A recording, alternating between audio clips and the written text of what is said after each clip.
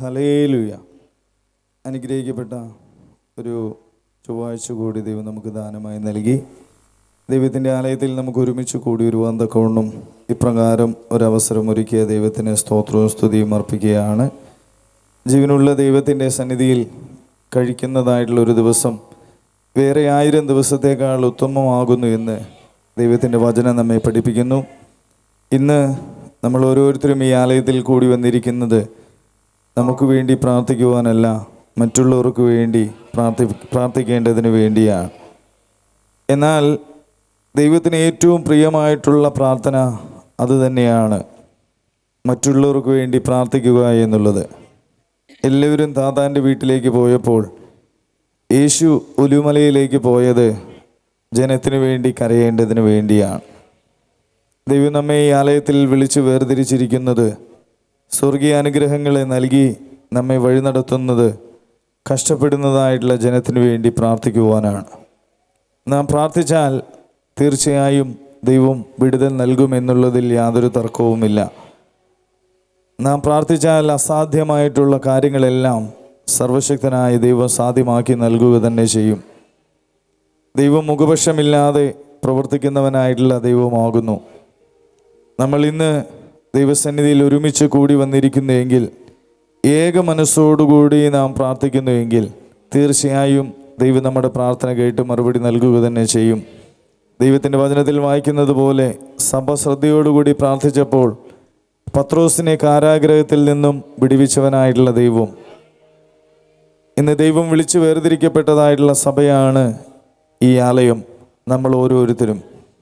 എന്നാൽ ശ്രദ്ധയോടുകൂടി നാം പ്രാർത്ഥിക്കുമ്പോൾ, ഏക മനസ്സോടുകൂടി പ്രാർത്ഥിക്കുമ്പോൾ, പാപങ്ങളും അകൃത്യങ്ങളും എല്ലാം ഏറ്റുപറഞ്ഞ് പ്രാർത്ഥിക്കുമ്പോൾ തീർച്ചയായും ദൈവം മറുപടി നൽകുക തന്നെ ചെയ്യും. ദൈവകരങ്ങളിലേക്ക് ഏൽപ്പിച്ച് നമുക്ക് ഓരോരുത്തർക്കും ആയിരിക്കാം.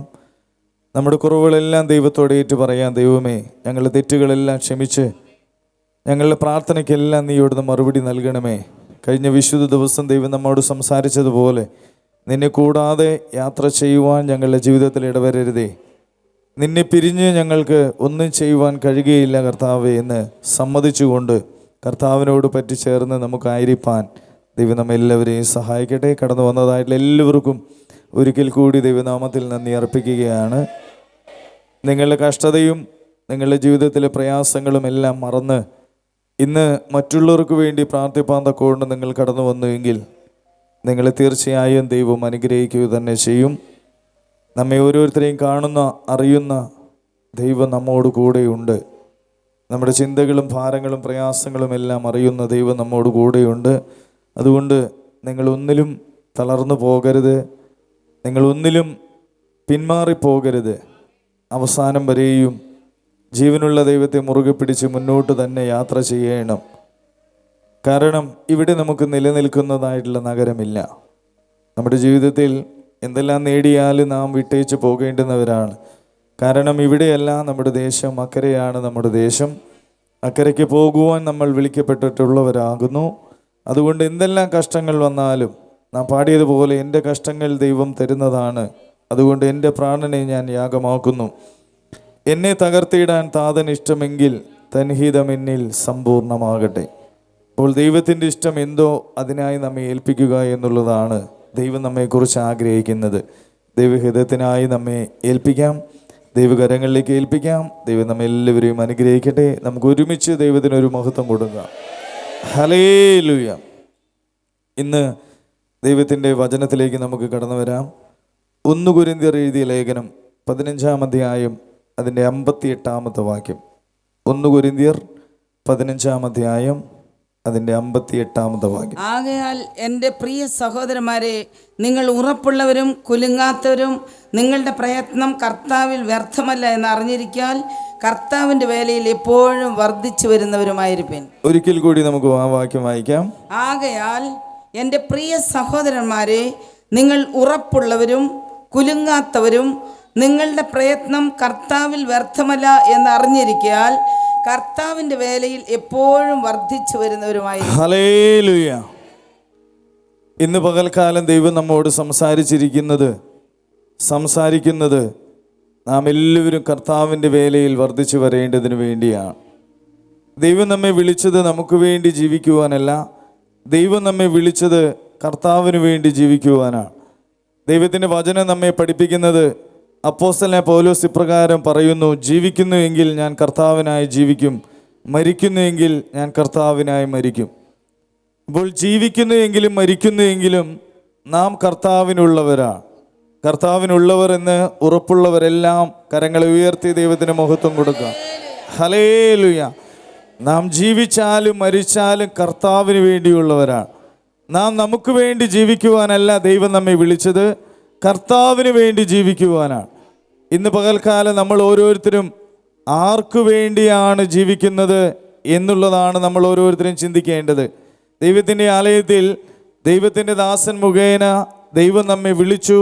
ദൈവം ആരാകുന്നു എന്ന് ദൈവത്തിൻ്റെ ദാസൻ മുഖേന നമ്മെ കേൾപ്പിച്ചു.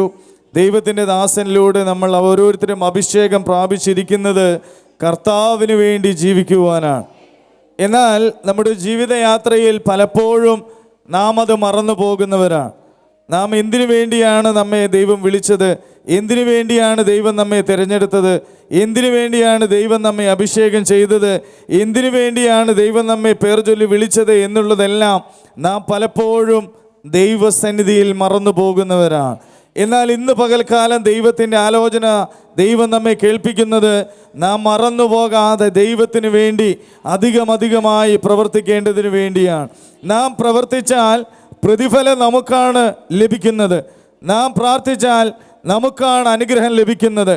നാം പ്രവർത്തിച്ചാൽ നമുക്കാണ് അനുഗ്രഹം ലഭിക്കുന്നത്. നാം മുന്നോട്ടോടിയാൽ നമുക്കാണ് കിരീടം പ്രാപിക്കുവാനായിട്ട് കഴിയുന്നത്. അതുകൊണ്ട് നാം കർത്താവിന് വേണ്ടി ജീവിക്കണമെന്നാണ് ഇന്ന് പകൽക്കാലം ദൈവത്തിന് നമ്മോട് സംസാരിപ്പാനായിട്ടുള്ളത്. ഇവിടെ വായിച്ചു കേട്ടത്, ആകയാൽ എൻ്റെ പ്രിയ സഹോദരന്മാരെ. അപ്പോൾ സഹോദരന്മാർ രണ്ട് വിധത്തിലുണ്ട്. ഒന്ന് സാധാരണ സഹോദരന്മാരും, രണ്ട് പ്രിയ സഹോദരന്മാരും. ആരാണ് പ്രിയ സഹോദരന്മാർ?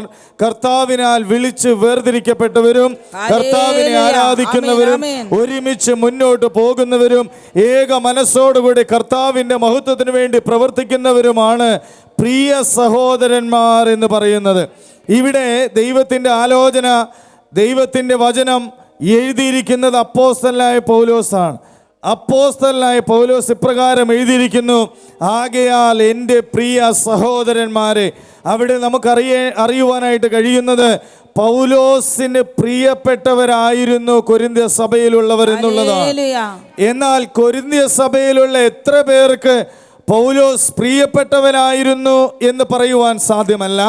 പൗലോസിന് എല്ലാവരും, കൊരിന്ത്യ സഭയിലുള്ള എല്ലാ സഹോദരന്മാരും പ്രിയപ്പെട്ടവനായിരുന്നു. കാരണം കൊരിന്ത്യ സഭയിലുള്ള സഹോദരന്മാരെ പൗലോസ് സ്നേഹിച്ചത് കർത്താവിൻ്റെ മഹത്വത്തിന് വേണ്ടിയാണ്. അല്ലാതെ പൗലോസിൻ്റെ സ്വന്തം താല്പര്യങ്ങൾക്കോ സ്വാർത്ഥ മോഹങ്ങൾക്കോ വേണ്ടിയല്ല പൗലോസ് സഹോദരന്മാരെ പ്രിയപ്പെട്ടവരായി കാണുകയും സ്നേഹിക്കുകയും ചെയ്തത് കർത്താവിൻ്റെ മഹത്വത്തിന് വേണ്ടിയാണ്. അതുപോലെ ദൈവത്തിൻ്റെ ദാസൻ നമ്മെ ഓരോരുത്തരെയും സ്നേഹിച്ചത്, ഏറ്റവും പ്രിയപ്പെട്ടവരായി നമ്മെ കണ്ടത്, നമ്മെ അഭിഷേകം ചെയ്തത്, നമുക്ക് വേണ്ടി പ്രാർത്ഥിച്ചത്, നമ്മുടെ കയ്യിൽ ഈ വചനം നൽകിയിരിക്കുന്നത് നാം ഏറ്റവും പ്രിയമുള്ളവരായി തീരേണ്ടതിന് വേണ്ടിയാണ്. എപ്രകാരമാണ് നാം ഏറ്റവും പ്രിയമുള്ളവരായി തീരുക എന്ന് ചോദിച്ചാൽ, കർത്താവിന് പ്രിയമുള്ളവർ കർത്താവിൻ്റെ ദാസനും പ്രിയമുള്ളവരായിരിക്കും. എന്നാൽ ഇവിടെ കൊരിന്ത്യ സഭയിൽ 1-ാം അധ്യായം അതിൻ്റെ 1-ാമത്തെ വാക്യത്തിൽ ഇപ്രകാരം എഴുതിയിരിക്കുന്നു, ദൈവേഷ്ടത്താൽ യേശുക്രിസ്തുവിന്റെ അപ്പോസ്തലനായി വിളിക്കപ്പെട്ട പൗലോസും സഹോദരനായ സോസ്തെനോസും കൊരിന്തിലുള്ള ദൈവസഭയ്ക്ക് ക്രിസ്തുയേശുവിൽ വിശുദ്ധീകരിക്കപ്പെട്ടവരും അവിടെയും ഇവിടെയും നമ്മുടെ കർത്താവായ യേശുക്രിസ്തുവിന്റെ നാമത്തെ കർത്താവിന്റെ നാമത്തെ വിളിച്ചപേക്ഷിക്കുന്ന ഏവരോടും കൂടെ വിളിക്കപ്പെട്ട വിശുദ്ധന്മാരായവർക്ക്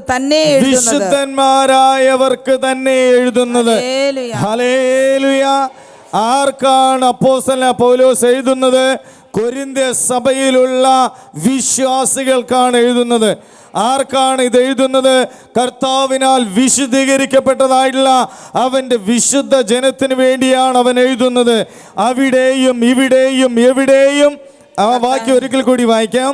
അവിടെയും ഇവിടെയും എവിടെയും നമ്മുടെ കർത്താവായ യേശുക്രിസ്തുവിന്റെ നാമത്തെ വിളിച്ചപേക്ഷിക്കുന്ന ഏവരോടും കൂടെ. ഹല്ലേലൂയ. നമ്മെ വിളിച്ചത് അവന്റെ നാമത്തെ വിളിച്ചപേക്ഷിപ്പാനാണ്. നമ്മൾ ഓരോരുത്തരും ഓരോ സ്ഥാനങ്ങളിലാണ്, ഓരോ സ്ഥലങ്ങളിലാണ്. എന്നാൽ ദൈവം നമ്മെ വിളിച്ചത് ഈ അന്ത്യകാലത്ത് ദൈവം ഒരുക്കിയതായിട്ടുള്ള ദൈവത്തിന്റെ ആലയത്തിൽ ആരാധിക്കേണ്ടതിന് വേണ്ടിയാണ്. എന്നാൽ നമ്മെ ആക്കി വെച്ചതായിട്ടുള്ള ഓരോ സ്ഥലത്തും അവിടെയും ഇവിടെയും എവിടെയും കർത്താവിന്റെ നാമത്തെ വിളിച്ചപേക്ഷിക്കുന്നവരായിരിക്കണം.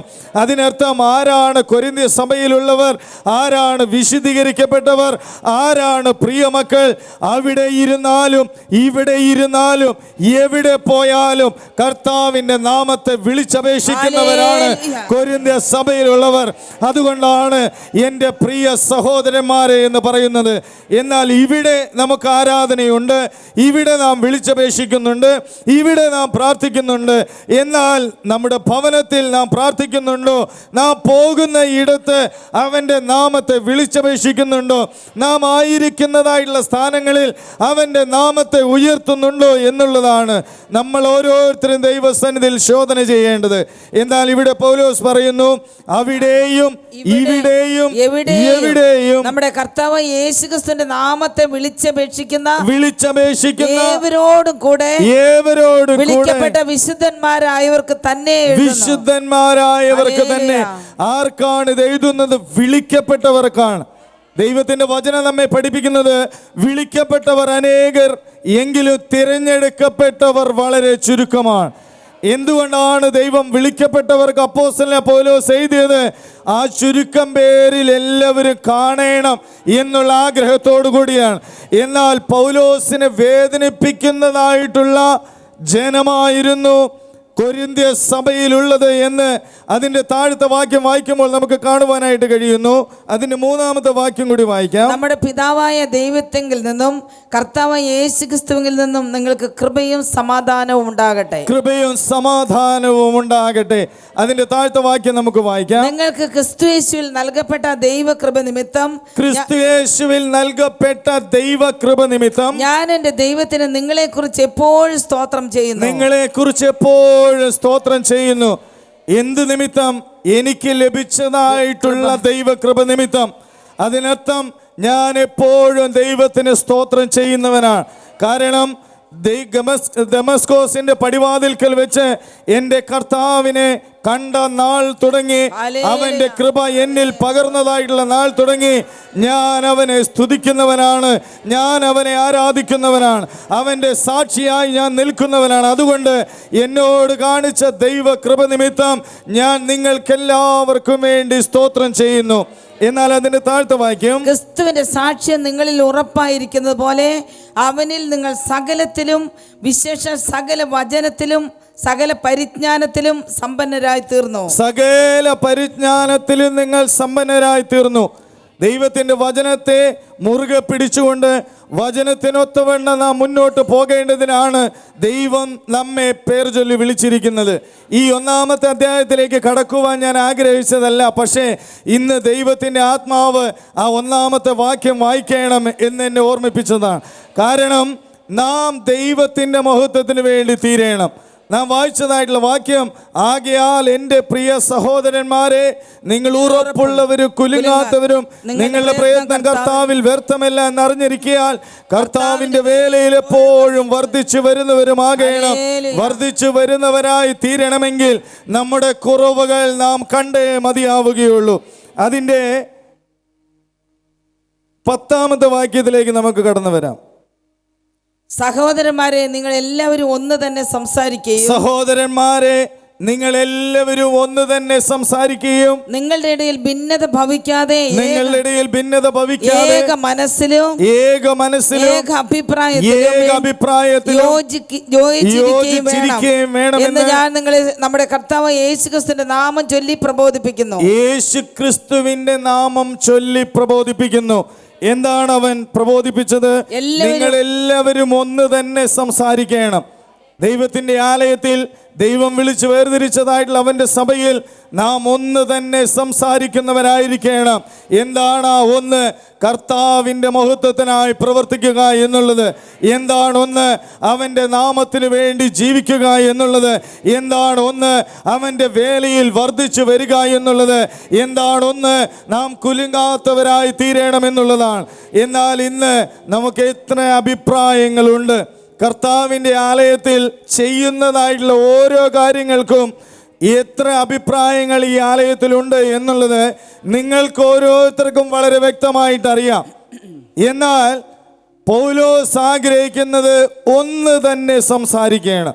അതിനർത്ഥം പൗലോസ് പറയുന്നതിനൊത്തവണ്ണം മുന്നോട്ട് പോകണമെന്നുള്ളതാണ്. എവിടെ ദൈവത്തിൻ്റെ വചനം നാം വായിക്കുമ്പോൾ തിമോഥെയോസിനെ കുറിച്ച് ഇപ്രകാരം പറയുന്നു: അവൻ എൻ്റെ ശുശ്രൂഷയുടെ കുറവുകളെല്ലാം തീർക്കും, എനിക്ക് പകരക്കാരനായി അവൻ തീരും. പൗലോസ് ആഗ്രഹിക്കുന്നത് അവൻ്റെ പകരക്കാരനായി തീരുക എന്നുള്ളതാണ്. അവൻ്റെ പകരക്കാരനായി തീരണമെങ്കിൽ ഒന്ന് തന്നെ സംസാരിക്കുന്നവരായിരിക്കണം. ഭിന്നത ഭാവിക്കാതെ ഏക മനസ്സുള്ളവരായിരിക്കണം. ഇന്ന് പകൽക്കാലം ദൈവത്തിൻ്റെ ആലയത്തിൽ ദൈവം നമ്മോട് ഉപദേശിക്കുന്നത് നാം ഒന്ന് തന്നെ സംസാരിക്കണം. എല്ലാം അങ്ങയുടെ മഹത്വത്തിന് നാം പാടി, എല്ലാം അങ്ങയുടെ മഹത്വത്തിനും എല്ലാം അങ്ങയുടെ പുകഴ്ചയ്ക്കുമായി തീരണം. എൻ്റെ ഇഷ്ടമല്ല നിന്റെ ഇഷ്ടം പോലെ ആയി തീരട്ടെ. നിന്റെ പേരിൽ ഞങ്ങൾ ചെയ്യുന്നതായിട്ടുള്ള എല്ലാം നിന്റെ പൊന്നു നാമമഹത്വത്തിനായി തീരണം. അതിനായി ഞങ്ങൾക്ക് കൃപ നൽകണമേ. ഒരൊറ്റ ആഗ്രഹം മാത്രമേ പൗലോസിനുള്ളൂ.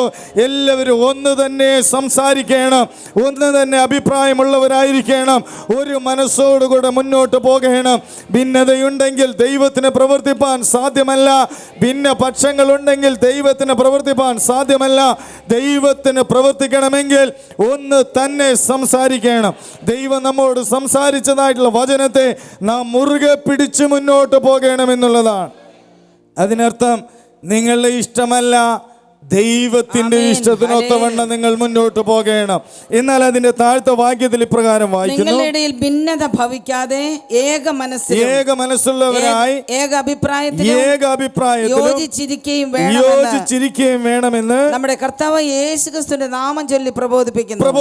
അതിന്റെ താഴത്തെ വാക്യം: സഹോദരന്മാരെ, നിങ്ങളുടെ ഇടയിൽ പിണക്കമുണ്ടെന്ന് ക്ലോവയുടെ ആളുകളാൽ എനിക്ക് അറിവ് കിട്ടിയിരിക്കുന്നു. നിങ്ങളുടെ ഇടയിൽ പിണക്കമുണ്ടെന്ന് എനിക്ക് അറിവ് കിട്ടിയിരിക്കുന്നു. ദൈവത്തിൻ്റെ സഭയിൽ പിണക്കമില്ല. ദൈവത്തിൻ്റെ സഭ സ്നേഹമാകുന്നു. ഭിന്നതയില്ലാതെ ഏക മനസ്സോടുകൂടെ ആരാധിപ്പാൻ ദൈവം തിരഞ്ഞെടുത്തതായിട്ടുള്ള ദൈവത്തിൻ്റെ ആലയമാണ് ഈ പ്രാർത്ഥനാലയം. ഇവിടെ പൗലോസ് പറയുന്നു, എനിക്ക് ചില അറിവുകൾ കിട്ടിയിട്ടുണ്ട്, നിങ്ങളുടെ ഇടയിൽ പിണക്കമുണ്ട് എന്നുള്ളത്. ഇന്ന് ഒന്നാമത് ദൈവം സംസാരിക്കുന്നത് നിങ്ങൾ ഭിന്നതയില്ലാതെ ഏക മനസ്സുള്ളവരാകണമെന്നുള്ളതാണ്. രണ്ടാമത് ദൈവം നമ്മോട് സംസാരിക്കുന്നത് പിണക്കം നിങ്ങളുടെ ജീവിതത്തിൽ ഉണ്ടാകരുത് എന്നുള്ളതാണ്. കാരണം നാം പിണങ്ങിയാൽ നാളെ നമുക്കുണ്ടാകുമോ എന്ന് പറയുവാൻ സാധ്യമല്ല. നമ്മെ വിളിച്ചത് സ്വർഗരാജ്യത്തിന് വേണ്ടിയാണ്. നീ പിണക്കമുള്ളവനാകുന്നെങ്കിൽ, ഭിന്നതയുള്ളവനാകുന്നെങ്കിൽ, വിഷമത്തോടുകൂടി നീ ആയിരിക്കുന്നെങ്കിൽ ഒരിക്കലും ദൈവരാജ്യം പ്രാപിപ്പാൻ സാധ്യമല്ല. നമ്മെ വിളിച്ചത് വിശുദ്ധനായ ദൈവമാണ്. അതുകൊണ്ട് വിശുദ്ധീകരിക്കപ്പെട്ടവർക്ക് വേണ്ടിയാണ് ഈ വചനം എഴുതിയിരിക്കുന്നത്. എനിക്ക് അറിവ് കിട്ടിയിരിക്കുന്നു. എന്താണ് അറിവ്? നിങ്ങളുടെ ഇടയിൽ പിണക്കമുണ്ട് എന്നുള്ളത്. അതിന് താഴ്ത്ത വാക്യം: നിങ്ങളിൽ ഓരോരുത്തൻ ഞാൻ പൗലോസിന്റെ പക്ഷക്കാരൻ, ഞാൻ അപ്പല്ലോസിന്റെ പക്ഷക്കാരൻ, ഞാൻ കേഫാവിന്റെ പക്ഷക്കാരൻ, ഞാൻ ക്രിസ്തുവിന്റെ പക്ഷക്കാരൻ എന്നിങ്ങനെ പറയുന്നു. ഹല്ലേലൂയ. അവിടെ പറയുന്നത് ഞാൻ പൗലോസിന്റെ പക്ഷക്കാരൻ, ഞാൻ അപ്പല്ലോസിന്റെ പക്ഷക്കാരൻ, ഞാൻ കേഫാവിന്റെ പക്ഷക്കാരൻ. ഇങ്ങനെ ഓരോരുത്തർ ഓരോന്ന് പറയുന്നു. ഇന്ന് ദൈവം നമ്മോട് എല്ലാവരോടും ചോദിക്കുന്നതായിട്ടുള്ള ചോദ്യം, നിങ്ങൾ ആരുടെ പക്ഷത്തുള്ളവരാണ്?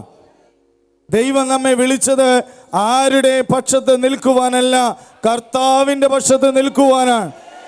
കർത്താവ് വിളിച്ച് വേർതിരിച്ചവരുടെ പക്ഷത്ത് നിൽക്കുവാനാണ് ദൈവം നമ്മെ തിരഞ്ഞെടുത്ത് ഈ ആലയത്തിലാക്കി വെച്ചിരിക്കുന്നത്. ദൈവത്തിന്റെ ദാസനെ ദൈവം മുന്നമേ കണ്ടു. ദൈവത്തിന്റെ ദാസനിലൂടെ ദൈവം നമ്മെ കണ്ടു.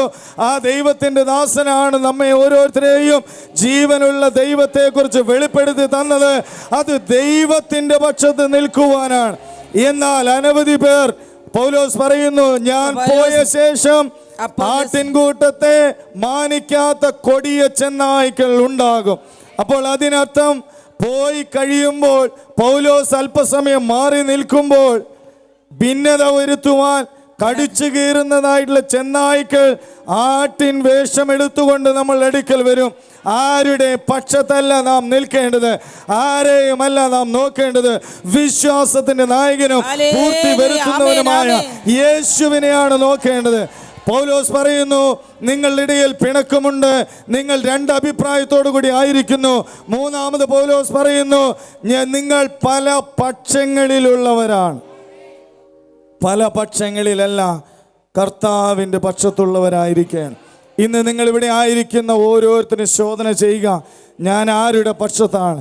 പലരും പറയും ഇന്ന ആളാണ് നല്ലത്, ആ ആളുടെ കൂടെയാണ് ഞാൻ. ഇന്ന വ്യക്തിയാണ് നല്ലത്, അവരുടെ കൂടെയാണ് ഞാൻ. അവരാണ് ശരി, അവരാണ് ശരി, അവരാണ് സത്യം, അവരാണ് നീതിയായ പാതയിൽ കൂടെ പോകുന്നതെന്ന് പറയും. എന്നാൽ ആര് ഏതിൽ പോയാലും ദൈവം നമ്മെ വിളിച്ചത് കർത്താവിനോടുകൂടെ ചേർന്ന് ജീവിക്കുവാനാണ്. ആരുടെ പക്ഷത്ത് നിൽക്കുവാനല്ല, കർത്താവിൻ്റെ പക്ഷത്ത് നിൽക്കേണ്ടതിന് വേണ്ടിയാണ് ദൈവവചനം പഠിപ്പിക്കുന്നത്. അതിന്റെ താഴ്ത്ത വാക്യത്തിൽ ക്രിസ്തു വിഭാഗിക്കപ്പെട്ടിരിക്കുന്നു. പൗലോസ് നിങ്ങൾക്ക് വേണ്ടി ക്രൂശിക്കപ്പെട്ടു. പൗലോസാണോ നിങ്ങൾക്ക് വേണ്ടി ക്രൂശിക്കപ്പെട്ടത്? പൗലോസിന്റെ നാമത്തിൽ നിങ്ങൾ സ്നാനമേറ്റു. പൗലോസിന്റെ നാമത്തിലാണോ നിങ്ങൾ സ്നാനമേറ്റത്? ഒരിക്കലുമല്ല, കർത്താവിന്റെ നാമത്തിലാണ്. ആരും ദൈവം വിഭാഗിക്കപ്പെട്ടിട്ടില്ല. എല്ലാവർക്കും ഒരുവൻ മാത്രമേ പിതാവായിട്ടുള്ളൂ. ആ ദൈവത്തെയാണ് നാം മുറുകെ പിടിക്കേണ്ടത്. ഓട്ടക്കളത്തിൽ ഓടുന്നവർ എല്ലാവരും ഓടുന്നെങ്കിലും ഒരുവന് വിരുദ് പ്രാപിക്കുന്നുള്ളൂ. നിങ്ങൾ പ്രാപിപ്പാൻ തക്കവണ്ണം ഓടുവിൻ. വിരുദ് പ്രാപിക്കണമെങ്കിൽ വിരുദ് പ്രാപിച്ചവന്റെ കൂടെയാണ് ഓടേണ്ടത്. അല്ലാതെ ആ വിരുദ് ദൈവം വിളിച്ച് വേർതിരിച്ചവരുടെ പുറകെയല്ല ഓടേണ്ടത്, വിരുദ് പ്രാപിച്ചവന്റെ കൂടെയാണ് ഓടേണ്ടത്. എന്നാൽ മാത്രമേ വിരുദ് പ്രാപിപ്പാനായിട്ട് കഴിയുകയുള്ളൂ. ഇന്ന് ദൈവം നമ്മെ തിരഞ്ഞെടുത്തത് വിരുദ് പ്രാപിക്കണം. ഈ ലോകത്തിനല്ല, ദൈവരാജ്യം നാം അവകാശമാക്കണം. അവിടെ വലിയ പ്രതിഫലത്തോടുകൂടി നാം ആയിരിക്കണം. പാപത്തോട് പ്രാണത്യാഗത്തോടും എതിർത്ത് നിൽക്കണം. പിശാചിന്റെ തന്ത്രങ്ങളെല്ലാം എതിർത്ത് നിന്ന് മുന്നോട്ട് പോകണമെങ്കിൽ ദൈവത്തോടുകൂടെ ഓടുന്നവനായിരിക്കണം. ഇന്ന് ആരുടെ കൂടെയാണ് നീ ഓടുന്നത്? നമുക്ക് ഓരോരുത്തർക്കും ചിന്തിച്ചാൽ അറിയാം, ഞാൻ ആരുടെ കൂടെയാണ് ഓടുന്നത്, ഞാൻ ആരെയാണ് നോക്കുന്നത്, ഞാൻ ആരെയാണ് മാതൃകയാക്കുന്നത്, ഞാൻ ആരെപ്പോലെ ആവാനാണ് ആഗ്രഹിക്കുന്നത്. നിങ്ങൾ ഏത് മനുഷ്യനെ നോക്കി അപ്രകാരമായി തീരുവാൻ ആഗ്രഹിച്ചാലും വിരുദ് പ്രാപിപ്പാൻ സാധ്യമല്ല എന്ന് ഇന്ന് ദൈവത്തിന്റെ പരിശുദ്ധാത്മാവ് നമ്മെ ഓർമ്മിപ്പിക്കുന്നു. പൗലോസ് പറയുന്നു, ഞാനാണോ നിങ്ങൾക്ക് വേണ്ടി ക്രൂശിക്കപ്പെട്ടത്? ഞാനാണോ നിങ്ങൾക്ക് വേണ്ടി കഷ്ടം അനുഭവിച്ചത്? എൻ്റെ നാമത്തിലാണോ നിങ്ങൾ സ്നാനമേറ്റത്? എൻ്റെ കാര്യം പറയുവാനല്ല, എൻ്റെ കാര്യം പറയുവാനല്ല, എൻ്റെ കാര്യം പറഞ്ഞ് അടിയുണ്ടാക്കുവാനല്ല, ആരുടെ പക്ഷത്ത് നിൽക്കുവാനല്ല, കർത്താവിൻ്റെ പക്ഷത്ത് നിൽക്കേണ്ടത്. ഹല്ലേലൂയ. ഞാൻ നിങ്ങൾക്ക് വേണ്ടി എന്തെങ്കിലും കഷ്ടം സഹിച്ചിട്ടുണ്ടോ? ഞാൻ ക്രൂശിക്കപ്പെട്ടിട്ടുണ്ടോ? ഇല്ല. എൻ്റെ നാമത്തിലാണോ നിങ്ങൾ സ്നാനമേറ്റത്? അല്ല, യേശു ക്രിസ്തുവിൻ്റെ നാമത്തിലാണ്. ഹല്ലേലൂയ. ആരാണ് നിങ്ങൾക്ക് വേണ്ടി ക്രൂശിക്കപ്പെട്ടത്? യേശുവാണ് നിങ്ങൾക്ക് വേണ്ടി ക്രൂശിക്കപ്പെട്ടത്. നിങ്ങളെ വിളിക്കേണ്ടതിനും നിങ്ങളെ ഉപദേശിക്കേണ്ടതിനും അനവധി കഷ്ടങ്ങൾ ഞാൻ അനുഭവിച്ചു എന്നുള്ളത് ശരിയാണ്. അതെല്ലാം എനിക്ക് വേണ്ടിയാണ്. അതിനർത്ഥം എൻ്റെ പ്രതിഫലത്തിന് വേണ്ടിയാണ്. നിങ്ങൾക്ക് വേണ്ടി കഷ്ടം അനുഭവിച്ചു എങ്കിലും, നിങ്ങൾക്ക് വേണ്ടി പ്രാർത്ഥിച്ചു എങ്കിലും, അതെല്ലാം എൻ്റെ കർത്താവിൻ്റെ മഹത്വത്തിന് വേണ്ടിയാണ്.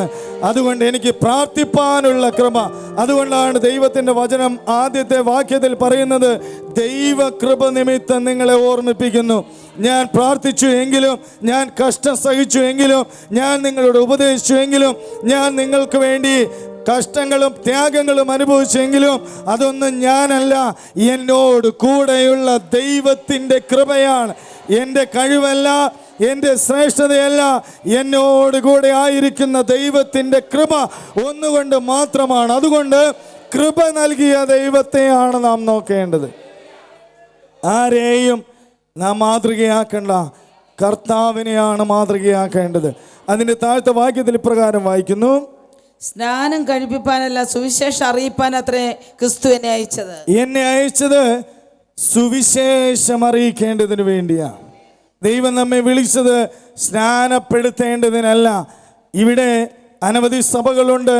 വന്ന അന്ന് തന്നെ മാക്സിമം പറ്റാവുന്നവരെല്ലാം സ്നാനപ്പെടുത്തും. എന്നാൽ പൗലോസ് പറയുന്നത് സ്നാനം കഴിപ്പിക്കേണ്ടതിനല്ല, സുവിശേഷം അറിയിക്കേണ്ടതിന് വേണ്ടി. ദൈവം നമ്മെ വിളിച്ചത് സ്നാനം എന്നുള്ളത് ഏറ്റവും പ്രധാനപ്പെട്ടതായിട്ടുള്ള കാര്യം തന്നെയാണ്. പക്ഷെ അതിലും പ്രധാനം എന്നുള്ളത് സുവിശേഷം അറിയിക്കുക എന്നുള്ളതാണ്. ദൈവം നമ്മെ വിളിച്ചത് ലോകത്തിൻ്റെ അറ്റത്തോളം അവൻ്റെ സാക്ഷിയായി തീരുക എന്നുള്ളതാണ്. ദൈവം നമ്മെ വിളിച്ചത് അവൻ്റെ നാമത്തിൻ്റെ മഹത്വത്തിനായി പ്രവർത്തിക്കുക എന്നുള്ളതാണ്. സ്നാനം രണ്ടാമത്തെ കാര്യം. ഒന്ന്, ദൈവത്തിൻ്റെ സുവിശേഷം ലോകത്തോട് അറിയിക്കുന്നവനായിരിക്കണം. എന്നാൽ മാത്രമേ ജനം ദൈവത്തെ അറിയുവാനിടയായി തീരുകയുള്ളൂ. ഇവിടെ വായിച്ചു കേട്ടത് സ്നാനം കഴിപ്പിപ്പാനല്ല, സുവിശേഷം അറിയിപ്പാനത്രേ ക്രിസ്തു എന്നെ അയച്ചത്. സുവിശേഷം അറിയിപ്പാനത്രേ ക്രിസ്തു എന്നെ അയച്ചത്. ക്രിസ്തുവിന്റെ ക്രൂശ് വ്യർത്ഥമാകാതിരിക്കേണ്ടതിന് വാക്ചാതുര്യത്തോടെ അല്ലാതാനും. വാക്ചാതുര്യത്തോടെ അല്ല, ഭോഷത്വമായ പ്രസംഗമാണ്. ഹല്ലേലൂയ. വാക്ചാതുര്യം ദൈവം ആഗ്രഹിക്കുന്നില്ല. മാനസാന്തരത്തിൻ്റെ സുവിശേഷമാണ് ദൈവം ആഗ്രഹിക്കുന്നത്. മാനസാന്തരത്തിൻ്റെ പ്രസംഗമാണ് ദൈവം ആഗ്രഹിക്കുന്നത്. പാപബോധത്തിൻ്റെ പ്രസംഗമാണ് ദൈവം ആഗ്രഹിക്കുന്നത്. വാക്ചാതുര്യം കേൾക്കുവാൻ ഇമ്പമായതുള്ളതല്ല, മാനസാന്തരത്തിന് യോഗ്യമായ ഫലം കായ്ക്കുന്നവരായിരിക്കണം. ഈ ഒന്നാമത്തെ അധ്യായം വായിക്കുവാൻ ഞാൻ ആഗ്രഹിച്ചതല്ല, പക്ഷെ ദൈവം എന്നോട് പറഞ്ഞു ആ വാക്യം തന്നെ വായിക്കണം. ഇന്ന് നമ്മുടെ ജീവിതത്തിലെ കുറവുകൾ അതാണ്. എന്താണ് കുറവ്? ഏക മനസ്സില്ല എന്നുള്ളതാണ്. എന്താണ് കുറവ് എന്നുള്ളത്? ഇവിടെ ഏക മനസ്സോടുകൂടെ ദൈവത്തിന് വേണ്ടി പ്രവർത്തിക്കുന്നില്ല. ഒന്ന് തന്നെ നിങ്ങളുടെ അഭിപ്രായമായിരിക്കണം, ഒന്ന് തന്നെ നിങ്ങളുടെ സംസാരമായിരിക്കണം. രണ്ടാമത്തെ കാര്യം, ഞാൻ ആരുടെയും പക്ഷത്ത് നിൽക്കരുത്. നിങ്ങൾ ആരുടെയും പക്ഷത്ത് നിൽക്കരുത്, നിങ്ങൾ കർത്താവിൻ്റെ പക്ഷത്ത് നിൽക്കണം. ഹല്ലേലൂയ. അവനോടുകൂടെയാണ് നിങ്ങൾ പോകേണ്ടത്. കഴിഞ്ഞ ആഴ്ചയിൽ ദൈവം സംസാരിച്ചതുപോലെ എന്നെ പിരിഞ്ഞ് നിങ്ങൾക്കൊന്നും ചെയ്യുവാൻ സാധ്യമല്ല, അവനെ പിരിഞ്ഞൊന്നും ചെയ്യുവാൻ സാധ്യമല്ല, എനിക്കും ദൈവത്തെ പിരിഞ്ഞൊന്നും ചെയ്യുവാൻ സാധ്യമല്ല. ഞാൻ ആകുന്നതെല്ലാം അവൻ്റെ കൃപയാണ്. അതിനർത്ഥം നീ ദൈവത്തിൽ നിന്ന് കൃപ പ്രാപിച്ചുകൊണ്ട് നീ മുന്നോട്ട് പോകണമെന്നുള്ളതാണ്. ആരുടെയും പക്ഷത്ത് നിൽക്കുവാനോ ആരെയും നോക്കുവാനല്ല, നീ കർത്താവിനെ നോക്കുന്നവനായിരിക്കണം. ദൈവത്തിൻ്റെ വചനം പഠിപ്പിക്കുന്നത്, ആകയാൽ സാക്ഷികളുടെ വലിയൊരു സമൂഹം നമുക്ക് ചുറ്റും നിൽക്കുന്നത് കൊണ്ട് സകല ഭാരവും മുറുകെ പറ്റുന്നതായിട്ടുള്ള പാപം വിട്ടുകൊണ്ട് നമുക്ക് മുമ്പിൽ വെച്ചിരിക്കുന്ന ഓട്ടം നാം സ്ഥിരതയോടുകൂടി ഓടണം. ഹല്ലേലൂയ. സ്ഥിരതയോടുകൂടി ഓടണം. എന്നാൽ 4-ാം അധ്യായം 3-ാം അധ്യായം അതിൻ്റെ 6-ാമത്തെ വാക്യം ഒന്ന് വായിക്കാം. 3-ാം അധ്യായം അതിൻ്റെ 6-ാമത്തെ വാക്യം. ഞാൻ നട്ടു, അപ്പല്ലോസ് നനച്ചു, ദൈവം അത്രേ വളരുമാറാക്കിയത്. ഹല്ലേലൂയ. ഞാൻ നട്ടു, അപ്പല്ലോസ് നനച്ചു, ദൈവം അത്രേ വളരുമാറാക്കിയത്.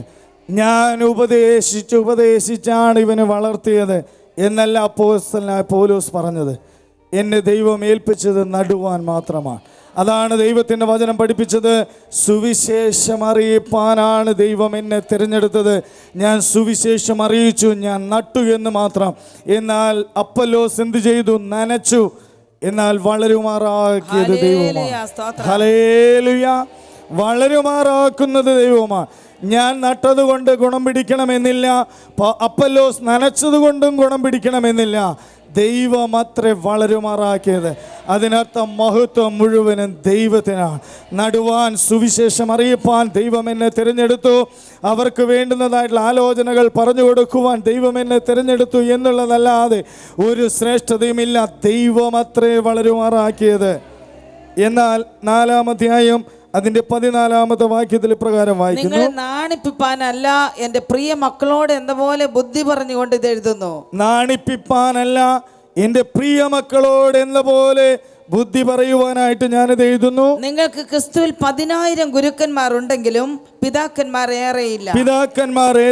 ക്രിസ്തുയേശുവിൽ ഞാനല്ലോ നിങ്ങളെ സുവിശേഷത്താൽ ജനിപ്പിച്ചത്. ഹല്ലേലൂയ. ഞാനല്ലോ നിങ്ങളെ സുവിശേഷത്താൽ ജനിപ്പിച്ചത്. എന്നെ കർത്താവ് വിളിച്ചത് സുവിശേഷം അറിയിക്കേണ്ടതിന് വേണ്ടിയാണ്. ആ സുവിശേഷം അറിയിച്ചത് ഞാനാണ്. അതുകൊണ്ട് ഞാനല്ലോ നിങ്ങളെ സുവിശേഷത്താൽ ജനിപ്പിച്ചത്. എന്നോട് കൂടെയുള്ള ദൈവത്തിന്റെ കൃപ. അതിന്റെ താഴ്ത്ത വാക്യത്തിൽ പ്രകാരം വായിക്കുന്നു, ആകയാൽ എന്റെ അനുകാരികളാകുവിൻ. ഹല്ലേലൂയ. എന്റെ അനുകാരികളാകുവിൻ. അതിനർത്ഥം പൗലോസിന്റെ പിന്നാലെ പോകണമെന്നുള്ളതല്ല. അനുകാരികളാകുക എന്ന് വെച്ചാൽ പൗലോസ് പോയതായിട്ടുള്ള വഴിയിൽ കൂടെ പോകുക, പൗലോസ് പറഞ്ഞതുപോലെ പ്രവർത്തിക്കുക, പൗലോസ് ആയിരിക്കുന്നത് പോലെ ആയിരിക്കുക, എല്ലാം കർത്താവിൻ്റെ മഹത്വത്തിന് വേണ്ടി പ്രവർത്തിക്കുക. അതാണ് പൗലോസ് പറഞ്ഞതിൻ്റെ അഭിപ്രായം. അത് താഴത്തെ വാക്യത്തിൽ ഇപ്രകാരം വായിക്കുന്നു, ഇത് നിമിത്തം കർത്താവിൽ വിശ്വസ്തനും എൻ്റെ പ്രിയ മകനുമായ തിമോഥെയോസിനെ നിങ്ങളുടെ അടുക്കൽ അയച്ചിരിക്കുന്നു. കർത്താവിൽ പ്രിയനും എൻ്റെ പ്രിയ മകനുമായ തിമോഥെയോസിനെ അയച്ചിരിക്കുന്നു. ഞാൻ എങ്ങും ഏത് സഭയിലും ഉപദേശിക്കുന്നത് പോലെ ക്രിസ്തുവിലുള്ള എൻ്റെ വഴികൾ അവൻ നിങ്ങളെ ഓർമ്മിപ്പിക്കും. അവിടെ നമുക്ക് മുന്നിലത്തെ വാക്യം, നിങ്ങൾ എല്ലാവരും എൻ്റെ അനുകാരികളാകുവിൻ. ആ അനുകാരികളായി തീർന്നതായിട്ടുള്ള അതിലൊരുവനാണ് തിമോഥെയോസ്. അതുകൊണ്ടാണ് പൗലോസ് പറയുന്നത്, എൻ്റെ എല്ലാ വഴികളും നിങ്ങളെ അറിയിക്കും. അവിടെ വായിക്കുന്നത്, ഇത് നിമിത്തം കർത്താവിൽ വിശ്വസ്തനും എൻ്റെ പ്രിയമകനുമായ തിമോഥെയോസിനെ നിങ്ങളുടെ അടുക്കൽ അയച്ചിരിക്കുന്നു. അവനെങ്ങും ഏത് സഭയിലും ഉപദേശിക്കുന്നത് പോലെ എൻ്റെ വഴികൾ അവൻ നിങ്ങളെ ഓർമ്മിപ്പിക്കും. അതിനർത്ഥം പൗലോസിന്റെ അനുകാരിയായി തിമോഥെയോസ് തീർന്നു എന്നുള്ളതാണ്. ദൈവം നമ്മെ വിളിച്ചത് ഒരു തിമോഥെയോസായി തീരുവാൻ വേണ്ടിയാണ്. പൗലോസ് പോയത് പൗലോസിന് വേണ്ടിയല്ല, പൗലോസ് ജീവിച്ചത് പൗലോസിന് വേണ്ടിയല്ല. പൗലോസ് പറയുന്നു, ജീവിക്കുന്നെങ്കിൽ ഞാൻ കർത്താവിനായി ജീവിക്കും, മരിക്കുന്നെങ്കിൽ ഞാൻ കർത്താവിനായി മരിക്കും. ജീവിച്ചാലും മരിച്ചാലും ഞാൻ ദൈവത്തിനുള്ളവനാണ്. അതേപോലെ ആയിരുന്നു അപ്പോസ്തലനായ തിമോഥെയോസും. അവനെല്ലാം എൻ്റെ വഴികളെ നിങ്ങളെ അറിയിക്കും. മാത്രമല്ല, എങ്കിലും ഞാൻ നിങ്ങളുടെ അടുക്കൽ വരികയില്ല എന്ന് വെച്ച് ചിലർ ചീർത്തിരിക്കുന്നു. കർത്താവിന് ഇഷ്ടമെങ്കിൽ ഞാൻ വേഗം നിങ്ങളുടെ അടുക്കൽ വന്ന് ചീർത്തിരിക്കുന്നവരുടെ വാക്കല്ല ശക്തി തന്നെ കണ്ടറിയും. ദൈവരാജ്യം വചനത്തിലല്ല, അതിന്റെ ശക്തിയിൽ അത്രയാകുന്നു. ഹല്ലേലൂയ. വചനമുണ്ടായതുകൊണ്ട് കാര്യമില്ല, വചനത്തിന്റെ ശക്തി വെളിപ്പെടുത്തുന്നവനായിരിക്കണം. അതിനർത്ഥം എന്നോട് കർത്താവേ കർത്താവേ എന്ന് പറയുന്നവൻ ഏവനുമല്ല, സ്വർഗസ്ഥനായ പിതാവിൻ്റെ ഇഷ്ടം ചെയ്യുന്നവനത്രേ സ്വർഗരാജ്യത്തിൽ കടക്കുന്നത്. ഞാൻ അത്രയും ഭാഗം പറഞ്ഞുകൊണ്ട് ആ ഭാഗത്ത് നിന്ന് വിട പറയുകയാണ്. ഇവിടെ നമ്മുടെ കുറിവാക്യത്തിലേക്ക് കടന്നു വരാം. ആകയാൽ എൻ്റെ പ്രിയ സഹോദരന്മാരെ, വീണ്ടും നിങ്ങളെ ഓർമ്മിപ്പിക്കുന്നു, നിങ്ങൾ പ്രിയ സഹോദരന്മാരായിരിക്കണം. ഇന്ന് ദൈവം നമ്മോട് സംസാരിക്കുന്നത്, നാം കർത്താവിനും ദൈവം തിരഞ്ഞെടുത്തതായിട്ടുള്ള ദൈവത്തിൻ്റെ ദാസനും നാം പ്രിയമുള്ളവരായിരിക്കണം എന്നുള്ളതാണ്. ആകയാൽ എൻ്റെ പ്രിയ സഹോദരന്മാരെ, നിങ്ങൾ ഉറപ്പുള്ളവരായിരിക്കണം. ഇന്ന് ദൈവത്തിൻ്റെ ആലോചന, ദൈവം നമ്മെ കേൾപ്പിക്കുന്നത് നാം ഉറപ്പുള്ളവരായിരിക്കണം. അതിനർത്ഥം ഞാൻ പൗലോസിൻ്റെ പക്ഷക്കാരൻ, ഞാൻ അപ്പല്ലോസിൻ്റെ പക്ഷക്കാരൻ, ഞാൻ കേഫാവിൻ്റെ പക്ഷക്കാരൻ, ഞാൻ ക്രിസ്തുവിൻ്റെ പക്ഷക്കാരൻ എന്നുള്ളതല്ല. ഉറപ്പുള്ളവരായിരിക്കണം. ദൈവം യോശുവയോട് പ്രകാരം പറയുന്നു, നീ ഉറപ്പും ധൈര്യവുമുള്ളവനായിരിക്കണം. നിന്നെ വിളിച്ചതാരാണെന്നും നിന്നെ തിരഞ്ഞെടുത്തതാരാണെന്നും നിന്നെ നിർത്തിയതാരാണെന്നും ആ ഉറപ്പ് നിന്റെ ജീവിതത്തിൽ ഉണ്ടാകണം. നിന്നെ വിളിച്ചവനായ ദൈവം നിന്നോട് കൂടെ ഉണ്ടെങ്കിൽ നീ പേടിക്കേണ്ടതായിട്ടുള്ള കാര്യമില്ല. നിന്റെ പടകിൽ കർത്താവുണ്ടെങ്കിൽ നീ ഭയപ്പെടേണ്ട. കാറ്റിനെയും കടലിനെയും ശാന്തമാക്കുവാൻ അധികാരമുള്ള ദൈവം നിന്നോട് കൂടെയുണ്ട്. മത്തായിയുടെ സുവിശേഷം 28-ാം അധ്യായം അതിൻ്റെ 18 മുതലുള്ള വാക്യങ്ങളിൽ ഇപ്രകാരം വായിക്കുന്നു, യേശു അടുത്ത് ചെന്നു, ശിഷ്യന്മാരുടെ അടുക്കൽ ചെന്നു, എന്നിട്ടോ സ്വർഗത്തിനും ഭൂമിക്ക് സകല അധികാരവും എനിക്ക് നൽകപ്പെട്ടിരിക്കുന്നു. ആകയാൽ നിങ്ങൾ പുറപ്പെട്ട് പിതാവിന്റെ പുത്രന്റെ പരിശുദ്ധാത്മാവിന്റെ നാമത്തിൽ സ്നാനം കഴിപ്പിച്ച് ഞാൻ നിങ്ങളെ കൽപ്പിച്ചതൊക്കെയും ഉപദേശിച്ചുകൊണ്ട് സകല ജാതികളെയും എന്റെ ശിഷ്യരാക്കിക്കൊള്ളുവിൻ. ഇവിടെ യേശു അടുത്ത് ചെന്ന് ഇപ്രകാരം പറഞ്ഞു, ഞാനോ ലോകാവസാനത്തോളം എല്ലാ നാളും നിങ്ങളോട് കൂടെയുണ്ട്. അതാണ് നമ്മുടെ ഉറപ്പ്. ആ ഉറപ്പാണ് നമുക്ക് വേണ്ടത്. വേറെ ഒരു ഉറപ്പ് നമുക്കില്ല. ആകയാൽ എൻ്റെ പ്രിയ സഹോദരന്മാരെ, നിങ്ങൾ ഉറപ്പുള്ളവരായിരിക്കണം. എന്താകുന്നു എന്ന് ചോദിച്ചാൽ, ഞാനല്ല ലോകാവസാനം വരെ നിങ്ങളോട് കൂടെയുള്ളത്, യേശുവാണ് നിങ്ങളോട് കൂടെയുള്ളത്. ഞാനോ ലോകാവസാനത്തോളം എല്ലാ നാളും നിങ്ങളോട് കൂടെയുണ്ട്, നിങ്ങളോട് കൂടെയുണ്ട്. എന്തിനു വേണ്ടി? ലോകത്തിന്റെ അറ്റത്തോളം എൻ്റെ സാക്ഷിയായി തീരേണ്ടതിന്, സകല ജാതികളെയും എൻ്റെ ശിഷ്യരാക്കി തീർക്കേണ്ടതിന് ഞാൻ നിങ്ങളോട് കൂടെയുണ്ട്. നിങ്ങൾ പതറിപ്പോകരുത്, നിങ്ങൾ അധൈര്യപ്പെട്ടു പോകരുത്, നിങ്ങൾ ക്ഷീണിച്ചു പോകരുത്, നിങ്ങൾ നിരാശപ്പെടരുത്. നിങ്ങൾ ഉറപ്പുള്ളവരായിരിക്കണം. കാരണം ദൈവം നമ്മോട് കൂടെയുണ്ട്. പോകുവിൻ, സകല ജാതികളെയും എൻ്റെ ശിഷ്യരാക്കിക്കൊള്ളുവിൻ. രണ്ടാമത്, നമ്മുടെ ജീവിതത്തിൽ ഉറപ്പുണ്ടാകണമെങ്കിൽ എഫേസ്യ ലേഖനം 6-ാം അധ്യായം അതിൻ്റെ 10-ാമത്തെ വാക്യം നമുക്ക് വായിക്കാം. എഫേസ്യ ലേഖനം 6-ാം അധ്യായം അതിൻ്റെ 10-ാമത്തെ വാക്യം. ആകയാൽ അവസരം കിട്ടും പോലെ നാം എല്ലാവർക്കും, വിശേഷാൽ സഹവിശ്വാസികൾക്കും നന്മ ചെയ്യുക. നമുക്ക് പോരാട്ടമുള്ളത് ജഡരക്തങ്ങളോടല്ല, അധികാരങ്ങളോടും ഈ ലോകത്തിലെ ദുഷ്ടാത്മസേനയോടും അത്രേ. അവിടെ വായിക്കുന്നത്, ഒടുവിൽ കർത്താവിലും അവന്റെ അമിത ബലത്തിലും നിങ്ങൾ ശക്തിപ്പെടുവിൻ. പിശാചിന്റെ തന്ത്രങ്ങളോട് എതിർത്ത് നിൽപ്പാൻ കഴിയേണ്ടതിന് ദൈവത്തിന്റെ സർവായുധ വർഗം നീ ധരിച്ചുകൊള്ളണം. ആരിലാണ് നാം ബലപ്പെടേണ്ടത്? കർത്താവിലും അവന്റെ അമിത ബലത്തിലും ശക്തിപ്പെടുന്നവരായിരിക്കണം. അവന് മാത്രമേ ബലമുള്ളൂ, അവന് മാത്രമേ ശക്തിയുള്ളൂ, അവന് മാത്രമേ നിലനിർത്തുവാൻ കഴിയുകയുള്ളൂ, അവന് മാത്രമേ കൃപകൾ പകരുവാനായിട്ട് കഴിയുകയുള്ളൂ. അതുകൊണ്ട് ഒടുവിൽ കർത്താവിലും അവന്റെ അമിത ബലത്തിലും നിങ്ങൾ ശക്തിപ്പെടണം. പിശാചിന്റെ തന്ത്രങ്ങളോട് എതിർത്ത് നിൽപ്പാൻ കഴിയേണ്ടതിന് ദൈവത്തിന്റെ സർവായുധ വർഗം നാം ധരിക്കുന്നവരായിരിക്കണം.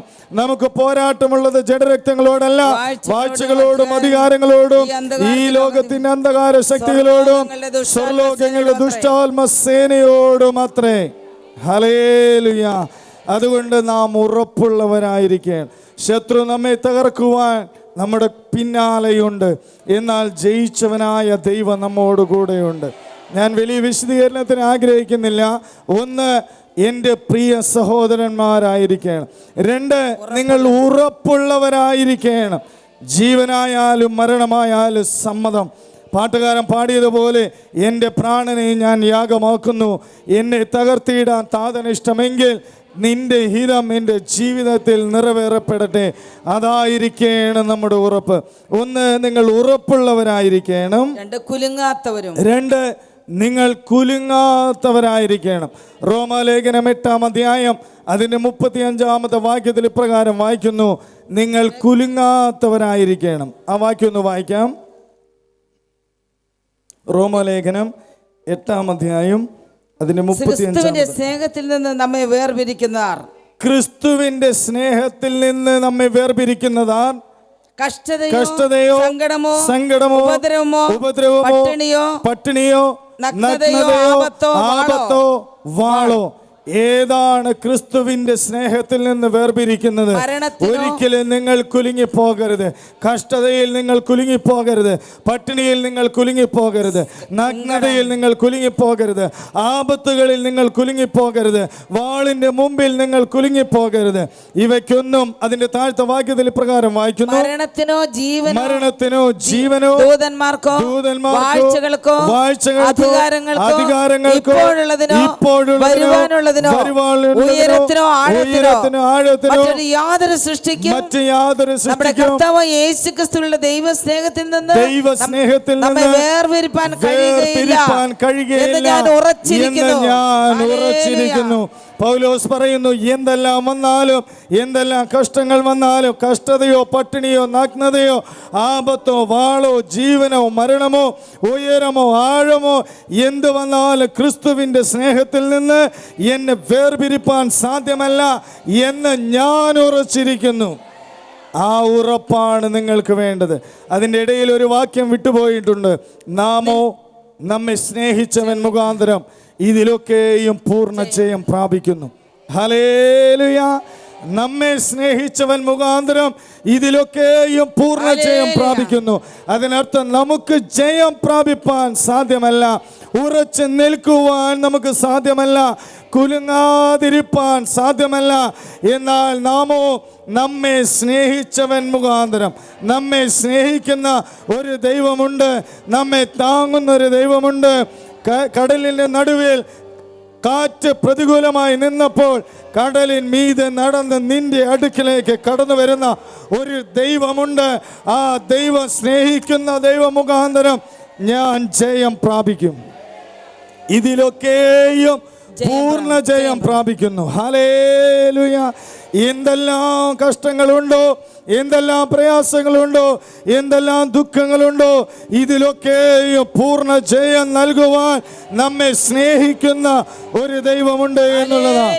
നമ്മെ ഇതുവരെ നിലനിർത്തിയത് നമ്മെ സ്നേഹിച്ചവനായ ദൈവമാണ്.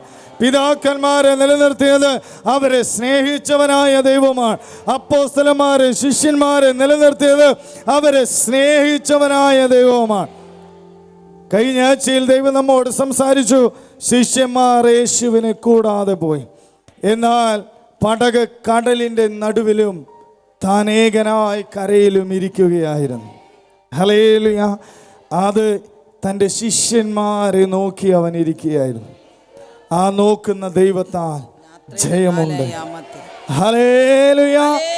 നമ്മെ നോക്കുന്ന ദൈവത്താൽ നമുക്ക് ജയമുണ്ട്. അവൻ നമ്മെ നോക്കുവാനുള്ള കാരണം അവൻ നമ്മെ സ്നേഹിക്കുന്നത് കൊണ്ടാണ്. നീ എങ്ങനെയായിരുന്നാലും നിന്നെ സ്നേഹിക്കുന്ന, നിന്നെ നോക്കിക്കാണുന്ന ഒരു ദൈവമുണ്ട്. വീണു പോകുവാൻ അനുവദിക്കുന്നവനല്ല. എല്ലാ കഷ്ടങ്ങളെയും ജയിച്ചവനായ ദൈവം നമ്മോട് കൂടെയുണ്ട്. നമ്മെ സ്നേഹിച്ചവൻ മുഖാന്തരം ഞാൻ ഇതിലൊക്കെയും പൂർണ്ണ ജയം പ്രാപിക്കുന്നു. ഇതിലൊക്കെയും ജയമുണ്ട്, ഇതിലൊക്കെയും ജയമുണ്ട്, ഇതിലൊക്കെയും ജയമുണ്ട്. നമ്മെ സ്നേഹിച്ച ദൈവം നമ്മോട് കൂടെ ഉണ്ടെങ്കിൽ ഇതിലൊക്കെയും നമുക്ക് ജയമുണ്ട്. കഷ്ടങ്ങളിൽ തകർന്നു പോകരുത്, ദുഃഖങ്ങളിൽ നീ തകർന്നു പോകരുത്, രോഗങ്ങളിൽ നീ തകർന്നു പോകരുത്. ഇയ്യോബിനെ പോലെ അവൻ എന്നെ കൊന്നാലും ഞാൻ അവനായി കാത്തിരിക്കും. അവൻ എന്നെ കൊന്നാലും ഞാൻ അവനായി കാത്തിരിക്കും. എനിക്ക് തന്നതെല്ലാം എൻ്റെ ദൈവം തന്നതാണ്. ഞാൻ നഗ്നനായി വന്നു, നഗ്നനായി ഞാൻ മടങ്ങിപ്പോകും. ഞാൻ ഒന്നുമില്ലാത്തവനായി വന്നു, ഒന്നുമില്ലാത്തവനായി മടങ്ങിപ്പോകും. എന്നാൽ എന്നെ സ്നേഹിക്കുന്ന ഒരു ദൈവമുണ്ട്. അവിടെ എനിക്ക് ജയമുണ്ട്, അവിടെ എനിക്ക് ജയമുണ്ട്, അവിടെ എനിക്ക് ജയമുണ്ട്. എനിക്ക് തോൽവിയില്ല. കാരണം ഞാൻ വിശ്വസിക്കുന്നത് ജയിച്ചവനായ ദൈവത്തെയാണ്. നാമോ നമ്മെ സ്നേഹിച്ചവൻ മുഖാന്തരം ഇതിലൊക്കെയും പൂർണ്ണ ജയം പ്രാപിക്കും. നമ്മെ സ്നേഹിക്കുന്ന ഒരു ദൈവമുണ്ട്. നമ്മൾ ഇന്ന് മനസ്സിലാക്കേണ്ടത്, എന്നെ സ്നേഹിക്കുന്ന ഒരു ദൈവമുണ്ട്, അതുകൊണ്ട് ഞാൻ കുലുങ്ങുകയില്ല. 16-ാം സങ്കീർത്തനം അതിൻ്റെ 8-ാമത്തെ വാക്യത്തിലേക്ക് നമുക്ക് കടന്നു വരാം. 16-ാം സങ്കീർത്തനം അതിൻ്റെ 8-ാമത്തെ വാക്യം. ഞാൻ യഹോവയെ എപ്പോഴും എൻ്റെ മുമ്പിൽ വെച്ചിരിക്കുന്നു. ഞാൻ യഹോവയെ എപ്പോഴും എൻ്റെ മുമ്പിൽ വെച്ചിരിക്കുന്നു. അവൻ എൻ്റെ വലതുഭാഗത്തുള്ളത് കൊണ്ട്, അവൻ എൻ്റെ വലത്തുഭാഗത്തുള്ളത് കൊണ്ട് ഞാൻ കുലുങ്ങി പോവുകയില്ല. എൻ്റെ മുമ്പിൽ എപ്പോഴും എൻ്റെ കർത്താവ്. എൻ്റെ മുമ്പിൽ പ്രതികൂലങ്ങളല്ല, മുമ്പിൽ പ്രതിസന്ധികളല്ല എൻ്റെ മുമ്പിൽ, രോഗങ്ങളോ ദുഃഖങ്ങളോ അല്ല എൻ്റെ മുമ്പിൽ.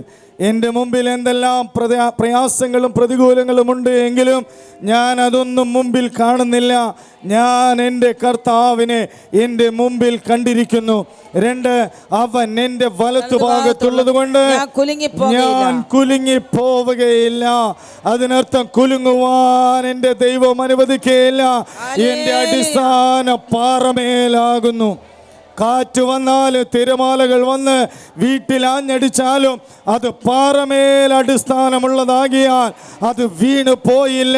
വീഴുവാൻ അനുവദിക്കുന്നവനല്ല, വീണാലും നിലംപരിചാകുവാൻ അനുവദിക്കുന്നവനല്ല. നിന്റെ ദൈവം നിന്നെ കാക്കുന്നവനാണ്. നീതിമാന്റെ അനർത്ഥങ്ങൾ അസംഖ്യമാകുന്നു, എന്നാൽ അവയെല്ലാറ്റിൽ നിന്നും യഹോവ അവനെ വിടുവിക്കുന്ന ഒരു ദൈവമുണ്ട്. എൻ്റെ മുമ്പിൽ എൻ്റെ കർത്താവുണ്ട്, എൻ്റെ വലത്ത് ഭാഗത്ത് എൻ്റെ കർത്താവുണ്ട്. അതുകൊണ്ട് ഞാൻ കുലുങ്ങിപ്പോവുകയില്ല. ഇവിടെ 1, എൻ്റെ പ്രിയ സഹോദരന്മാരെ, 2, നിങ്ങൾ ഉറപ്പുള്ളവരായിരിക്കണം, കുലുങ്ങാത്തവരും. 3, നിങ്ങൾ കുലുങ്ങിപ്പോകാത്തവരായിരിക്കണം. 4-ാമത്തെ കാര്യം, നിങ്ങളുടെ പ്രയത്നം കർത്താവിൽ വ്യർത്ഥമല്ല എന്നറിയണം. നീ എന്ത് ചെയ്താലും നിന്റെ പ്രയത്നം കർത്താവിൽ വ്യർത്ഥമല്ല. നീ കർത്താവിനെ ആരാധിച്ചാൽ, നീ കർത്താവിൻ്റെ മഹത്വത്തിനായി നീ പോയാൽ, ഒരു ഗ്ലാസ് വെള്ളം ഈ ഏറ്റവും ചെറിയവരിൽ ഒരുത്തിന് നീ കൊടുത്താൽ നിനക്ക് പ്രതിഫലമുണ്ട്. നിന്റെ പ്രയത്നങ്ങളൊന്നും വ്യർത്ഥമല്ല. നീ പ്രാർത്ഥിച്ചതൊന്നും നിനക്ക് വ്യർത്ഥമല്ല. നീ ആരാധിച്ചതൊന്നും വ്യർത്ഥമല്ല. നീ സുവിശേഷ വേല ചെയ്തതൊന്നും വ്യർത്ഥമല്ല. നീ ശുശ്രൂഷിച്ചതൊന്നും വ്യർത്ഥമല്ല. ഇതെല്ലാം കണക്കിടുന്ന ഒരു ദൈവമുണ്ട്. എബ്രായ ലേഖനം 6-ാം അധ്യായം അതിൻ്റെ 10-ാമത്തെ വാക്യം നമുക്ക് വായിക്കാം. എബ്രായ ലേഖനം 6-ാം അധ്യായം അതിൻ്റെ 10-ാമത്തെ ദൈവം നിങ്ങളുടെ പ്രവൃത്തിയും വിശുദ്ധന്മാരെ ശുശ്രൂഷിക്കുന്നതിനാലും തന്റെ നാമത്തോട് കാണിച്ചതായിട്ടുള്ള സ്നേഹം മറന്നു കളവാൻ തക്കവണ്ണം അവൻ അനീതിയുള്ള ദൈവമല്ല. അവന്റെ നാമത്തോട് നീ സ്നേഹം കാണിച്ചിട്ടുണ്ടെങ്കിൽ, ഒരു നിമിഷം നീ ആ സ്നേഹം കാണിച്ചിട്ടുണ്ടെങ്കിൽ, ഒരു മിനിറ്റ് ആ ദൈവത്തെ നീ സ്നേഹിച്ചിട്ടുണ്ടെങ്കിൽ, ഒരു മിനിറ്റ് നീ ദൈവത്തിൻ്റെ ഇഷ്ടം ചെയ്തിട്ടുണ്ടെങ്കിൽ, ഒരു പ്രാവശ്യം നീ ദൈവത്തെ ആരാധിച്ചിട്ടുണ്ടെങ്കിൽ, മറന്ന് കളയുവാൻ അനീതിയുള്ളവനല്ല. ഈ ലോകത്തിലെല്ലാവരും മറന്നു പോകും, എന്നാൽ മറന്നു കളയുവാൻ അനീതിയുള്ളവനല്ല. അവൻ നീതിയുള്ള ദൈവമാണ്. അവൻ മറന്നു കളയുന്നവനല്ല. അവൻ കൈവിടുന്നവനല്ല. അവൻ ഉപേക്ഷിക്കുന്നവനല്ല. അവൻ മറന്നു കളയുവാൻ അനീതിയുള്ളവനല്ല. അവൻ നീതിയുള്ള ദൈവമാണ്.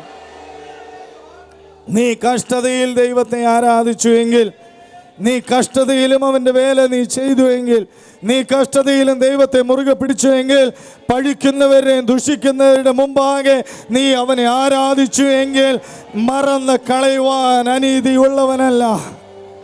അവൻ മറന്നു കളയുന്നവനല്ല, അവൻ സ്നേഹിക്കുന്നവനാണ്. ഒരു നിമിഷമെങ്കിലും നാം അവനെ സ്നേഹിച്ചിട്ടുണ്ടെങ്കിൽ അവൻ ഒരിക്കലും നമ്മെ മറന്നു കളയുകയില്ല. ആ ഉറപ്പ് നമ്മുടെ ജീവിതത്തിൽ ഉണ്ടാകണം. മറന്നു കളയുവാൻ അവൻ അനീതിയുള്ളവനല്ല. എന്നാൽ 10-ാം അധ്യായം അതിന് 35-ാമത്തെ വാക്യം വായിക്കാം. എബ്രായ ലേഖനം 10-ാം അധ്യായം അതിന് 35-ാമത്തെ വാക്യം. അതുകൊണ്ട് മഹാപ്രതിഫലമുള്ള നിങ്ങളുടെ ധൈര്യം തള്ളിക്കളയരുത്. നിങ്ങളുടെ പ്രയത്നം വ്യർത്ഥമല്ല. അതുകൊണ്ട് മഹാപ്രതിഫലമുള്ള നിങ്ങളുടെ ധൈര്യം നിങ്ങൾ തള്ളിക്കളയരുത്. മഹാപ്രതിഫലത്തിന് വേണ്ടിയാണ് ദൈവം നമ്മെ വിളിച്ചിരിക്കുന്നത്. മഹാപ്രതിഫലത്തിന് വേണ്ടിയാണ് അവൻ നമ്മെ പ്രിയ സഹോദരന്മാരായി ജീവിക്കണമെന്ന് പറഞ്ഞിട്ടുള്ളത്. മഹാപ്രതിഫലത്തിന് വേണ്ടിയാണ് ഒന്ന് തന്നെ നിങ്ങൾ സംസാരിക്കുന്നവരായി തീരണമെന്ന് പറഞ്ഞത്. മഹാപ്രതിഫലത്തിന് വേണ്ടിയാണ് ആരുടെയും പക്ഷത്ത് നിങ്ങൾ നിൽക്കരുത് എന്ന് പറഞ്ഞത്. മഹാപ്രതിഫലത്തിന് വേണ്ടിയാണ് കർത്താവിനോടുകൂടെ യാത്ര ചെയ്യണമെന്ന് പറഞ്ഞത്. ഇവിടെ വായിച്ചു കേട്ടത്, അതുകൊണ്ട് പ്രതിഫലമുള്ള നിങ്ങളുടെ ധൈര്യം തള്ളിക്കളയരുത്. എന്ത് കഷ്ടം വന്നാലും, എന്ത് ദുഃഖം വന്നാലും, എന്തെല്ലാം തീച്ചുളയിൽ കൂടെ കടന്നു പോകേണ്ടി വന്നാലും ധൈര്യം കൈവിടരുത്. ധൈര്യം ചോർന്നു പോകരുത്. മഹാപ്രതിഫലത്തിന് വേണ്ടിയാണ് ദൈവം വിളിക്കുന്നത്. ശദ്രക്ക്, മേശക്ക്, അബേദ്നെഗോവ് ഈ 3 പേരെ തീച്ചൂളയിൽ, എരിയുന്ന തീച്ചൂളയിൽ ഇട്ടപ്പോൾ അവർ ഭയപ്പെട്ടില്ല. കാരണം ഒരു പ്രതിഫലമുണ്ടെന്ന് അവർക്ക് ബോധ്യമുണ്ടായിരുന്നു. അതുകൊണ്ട് അഗ്നിയിൽ 4-മനായി സർവശക്തനായ ദൈവം ആ തീച്ചൂളയിലേക്ക് ഇറങ്ങി വന്നു. ദാനിയേലിനെ സിംഹക്കുഴിയിൽ ഇട്ടപ്പോൾ ദാനിയേൽ നിരാശപ്പെട്ടില്ല. കാരണം ഒരു പ്രതിഫലമുണ്ട് എന്ന് ദാനിയേലിന് വ്യക്തമായിട്ട് അറിയാമായിരുന്നു. അതുകൊണ്ട് ദൈവം സിംഹത്തിന്റെ വായ അവൻ അടച്ചു കളഞ്ഞു. പിതാക്കന്മാരും അപ്പോസ്തലന്മാരും ആരും പിന്തിരിഞ്ഞു പോയില്ല, അവർ കുലുങ്ങിപ്പോയില്ല. കാരണം ഒരു പ്രതിഫലമുണ്ടെന്നറിയാമായിരുന്നു. ദൈവത്തിൻ്റെ ദാസനും അനവധി കഷ്ടങ്ങൾ വന്നിട്ട് പിന്തിരിഞ്ഞു പോയില്ല. കാരണം ഒരു പ്രതിഫലമുണ്ട് എന്ന് ദൈവത്തിൻ്റെ ദാസന് അറിയാമായിരുന്നു. അതുകൊണ്ട് മഹാപ്രതിഫലമുള്ള നിങ്ങളുടെ ധൈര്യം തള്ളിക്കളയരുത്. നിങ്ങളുടെ ധൈര്യം തള്ളിക്കളയരുത്. ദൈവം വിളിക്കുന്നത് വലിയ പ്രതിഫലത്തിന് വേണ്ടിയാണ്. ദൈവം വിളിക്കുന്നത് സ്വർഗരാജ്യത്തിൽ നിങ്ങൾ ഏറ്റവും പ്രതിഫലത്തോടുകൂടെ വാഴേണ്ടതിന് വേണ്ടിയാണ്. അതുകൊണ്ട് മഹാപ്രതിഫലമുള്ള ധൈര്യം തള്ളിക്കളയരുത്. ദൈവേഷ്ടം ചെയ്ത് വാഗ്ദത്തം പ്രാപിപ്പാൻ സഹിഷ്ണുത നിങ്ങൾക്ക് ആവശ്യം. ദൈവ ഇഷ്ടം ചെയ്ത് വാഗ്ദത്തം പ്രാപിപ്പാൻ സഹിഷ്ണുതയാണ് നമുക്ക് ആവശ്യം. സഹിക്കുന്നെങ്കിൽ അവന്റെ കൂടെ വാഴും, തള്ളിപ്പറയുന്നെങ്കിൽ അവൻ നമ്മെ തള്ളിപ്പറയും. നാമോ നാശത്തിലേക്ക് പിന്മാറുന്നവരുടെ കൂട്ടത്തിലല്ല, വിശ്വസിച്ച് ജീവരക്ഷ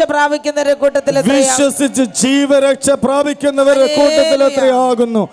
ഹല്ലേലൂയ. നാശത്തിലേക്കാണ് പിന്മാറ്റം. അതുകൊണ്ടാണ് ദൈവവചനം പഠിപ്പിക്കുന്നത്, നിങ്ങൾ ഉറപ്പുള്ളവരും കുലുങ്ങാത്തവരും നിങ്ങളുടെ പ്രയത്നം കർത്താവിൽ വ്യർത്ഥമല്ല എന്ന് നിങ്ങൾ അറിയണം. ഇത് നിങ്ങൾ അറിയാതെ പിന്മാറിപ്പോയാൽ നാശത്തിലേക്കാണ് നിങ്ങളുടെ യാത്ര. നാശത്തിലേക്ക് പിന്മാറുന്നവരുടെ കൂട്ടത്തിലല്ല, വിശ്വസിച്ച് ജീവരക്ഷ പ്രാപിക്കുന്നവരുടെ കൂട്ടത്തിൽ അത്രയാകുന്നു. അതിനർത്ഥം കർത്താവിൻ്റെ വാക്ക് നീ വിശ്വസിച്ച്, കർത്താവിനെ നീ സ്നേഹിച്ച്, കർത്താവിനെ നീ ആരാധിച്ച്, കർത്താവിനെ നീ ബഹുമാനിച്ച്, അവനെ വിശ്വസിച്ച് അവൻ എന്നെ അക്കരെ കൊണ്ടുപോകും എന്നുള്ള പൂർണ്ണ ബോധ്യത്തോടുകൂടി വേണം നാം മുന്നോട്ട് പോകുവാൻ. അവിശ്വാസിക്ക് ദൈവസന്നിധിയിൽ നിന്നൊന്നും പ്രാപിപ്പാൻ സാധ്യമല്ല. അതുകൊണ്ട് നാശത്തിലേക്ക് പിന്മാറുന്നവരുടെ കൂട്ടത്തിലേക്കല്ല, വിശ്വസിച്ച് ജീവരക്ഷ പ്രാപിക്കുന്നവരുടെ കൂട്ടത്തിൽ എത്രയാകുന്നു. അതിന്റെ ഏറ്റവും അവസാനത്തെ ഭാഗം, കർത്താവിന്റെ വേലയിൽ എപ്പോഴും വർദ്ധിച്ചു വരുന്നവരുമാകും. ദൈവം നമ്മെ വിളിച്ചത് കർത്താവിന്റെ വേലയിൽ വർദ്ധിക്കേണ്ടതിന് വേണ്ടിയാണ്. ഇവിടെ മുമ്പന്മാർ പലരുമുണ്ടായിരുന്നു, എന്നാൽ മുമ്പന്മാർ പലരും പിൻപന്മാരായി തീർന്നു. എന്നാൽ പിൻപന്മാർ മുമ്പിലേക്ക് വന്നു, മുമ്പന്മാർ പുറകിലേക്കും വന്നു. എന്നാൽ ദൈവം നമ്മെ വിളിച്ചത് ഒരാൾ വരുമ്പോൾ ഒരാൾ പുറകിലേക്ക് പോകുവാനല്ല, ഒരുമിച്ച് മുന്നോട്ട് പോകേണ്ടതിന് വേണ്ടിയാണ്. ഹല്ലേലൂയ. ഒരുമിച്ച് മുന്നോട്ട് പോകണം, ഒരു മനസ്സോടുകൂടെ മുന്നോട്ട് പോകണം. ഒരാൾ മുന്നിലേക്ക് വന്നു അതുകൊണ്ട് ഞാൻ പുറകിലേക്ക് പോകണം എന്നുള്ളതല്ല, അവസാനം വരെയും മുമ്പിലേക്ക് തന്നെ നാം പോകണം. ഇവിടെ വയസ്സിനൊരു പ്രശ്നമല്ല, മുമ്പിലേക്ക് തന്നെ ഓടണം, മുമ്പിലേക്ക് തന്നെ പോകണം. ഒരിക്കലും പുറകിലേക്ക് വരരുത്, മുമ്പിലേക്ക് തന്നെ പോകണം. നല്ല വയസ്സുള്ള വാർദ്ധക്യത്തിലായിരിക്കുന്ന കാലേബ് ഇപ്രകാരം പറഞ്ഞു, ആ പർവ്വതം എനിക്ക് തരിക, ഞാൻ ആ പർവ്വതത്തെ കീഴാക്കിക്കൊള്ളാം. അതിനർത്ഥം ഞാൻ പുറകിലേക്കല്ല, എന്നെ ദൈവം ഏൽപ്പിച്ചതിൽ ഞാൻ മുന്നോട്ട് പോകും.